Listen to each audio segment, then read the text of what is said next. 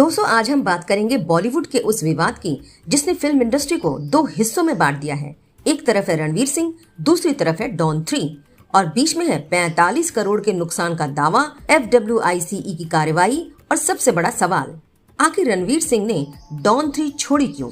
दिलचस्प बात यह है कि विवाद बढ़ता जा रहा है, लेकिन इस सवाल का सीधा जवाब आज भी किसी के पास नहीं है। तो आइए इस पूरी कहानी को शुरू से समझते हैं। जब फरहान अख्तर ने डॉन 3 की घोषणा की और बताया इस बार डॉन की भूमिका रणवीर सिंह निभाएंगे, तो सोशल मीडिया पर भारी बहस शुरू हो गई, क्योंकि डॉन सिर्फ एक फिल्म नहीं, एक विरासत है। पहले अमिताभ बच्चन, फिर शाहरुख खान और अब रणवीर सिंह। शुरुआत में काफी विरोध हुआ, लेकिन धीरे धीरे दर्शकों का एक वर्ग रणवीर को नए डॉन के रूप में स्वीकार करने लगा।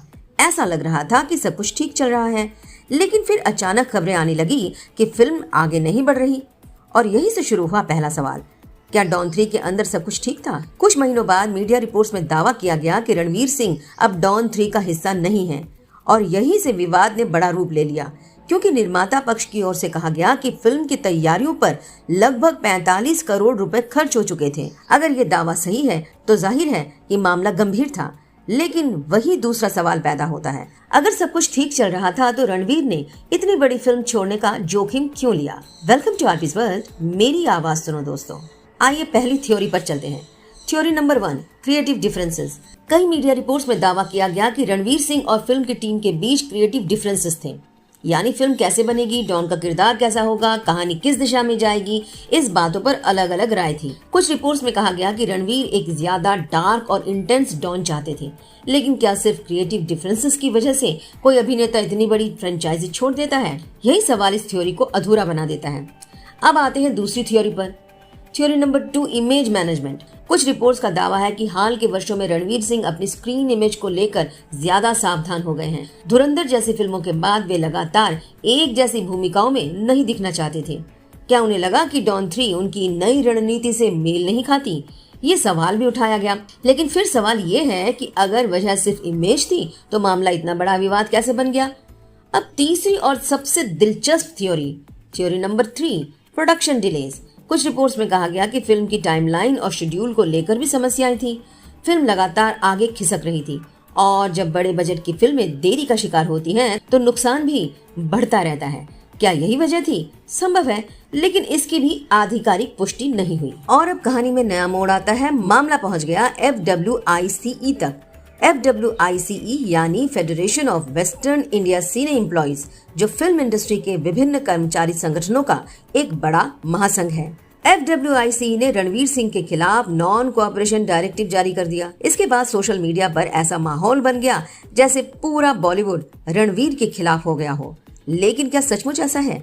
नहीं, क्योंकि इंडस्ट्री के अंदर भी राय बटी हुई है। कुछ लोग निर्माता पक्ष के साथ हैं, तो कुछ लोग रणवीर के समर्थन में। राम गोपाल वर्मा जैसे फिल्मकारों ने इस कार्रवाई पर सवाल उठाए। वहीं कुछ अन्य कलाकारों का कहना है कि अगर किसी फिल्म पर करोड़ों रुपए खर्च हो चुके हैं तो जवाबदेही भी तय होनी चाहिए। यानी विवाद अब सिर्फ डॉन 3 का नहीं रहा, ये बहस बन चुका है, क्या एक स्टार को किसी भी समय फिल्म छोड़ने का अधिकार होना चाहिए, या क्या निर्माता के निवेश की भी सुरक्षा होनी चाहिए? लेकिन दोस्तों, पूरी कहानी में सबसे दिलचस्प चीज क्या है पता है? रणवीर सिंह की खामोशी। ना कोई बड़ा इंटरव्यू, ना कोई प्रेस कॉन्फ्रेंस, ना कोई खुला आरोप। और शायद इसी वजह से रहस्य और भी गहरा गया है, क्योंकि जब जवाब कम और सवाल ज्यादा हो तो चर्चाएं अपने आप बढ़ती हैं। FWICE ने अपने सदस्य संगठनों को सलाह दी है कि वे रणवीर सिंह के साथ नए प्रोजेक्ट्स में सहयोग न करें जब तक विवाद का समाधान न हो। FWICE का दावा है कि डॉन 3 विवाद पर चर्चा के लिए रणवीर को कई बार बुलाया गया, लेकिन वे उपस्थित नहीं हुए। निर्माता पक्ष की शिकायत के बाद FWICE इस मामले में शामिल हुई। बाद में FWICE से जुड़े अशोक पंडित ने स्पष्ट कहा कि ये कानूनी बैन नहीं है, बल्कि नॉन कोऑपरेटिव डायरेक्टिव है। विवाद बढ़ने के बाद रणवीर सिंह की टीम की तरफ से बयान जारी किया गया। बयान में कहा गया कि रणवीर फिल्म इंडस्ट्री और डॉन फ्रेंचाइजी से जुड़े सभी लोगों का सम्मान करते हैं। साथ ही उन्होंने इस पूरे मामले पर सार्वजनिक बहस से बचते हुए कहा, पेशेवर और व्यक्तिगत मुद्दों को गरिमा, परिपक्वता और आपसी सम्मान के साथ सुलझाया जाना चाहिए। हालांकि रणवीर सिंह ने अब तक डॉन 3 छोड़ने की वजह पर कोई विस्तृत सार्वजनिक स्पष्टीकरण नहीं दिया है। तो आखिर निष्कर्ष क्या निकलता है?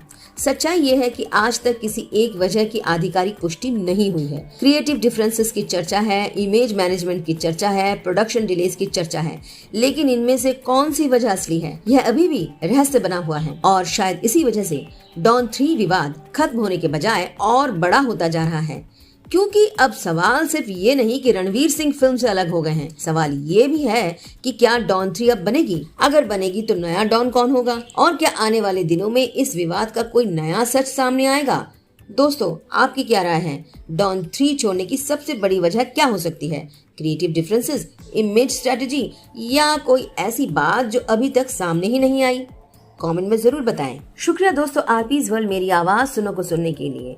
और हाँ, जाते जाते हाइप करना ना भूलें और पसंद आए तो शेयर करने के साथ साथ सब्सक्राइब भी कीजिए।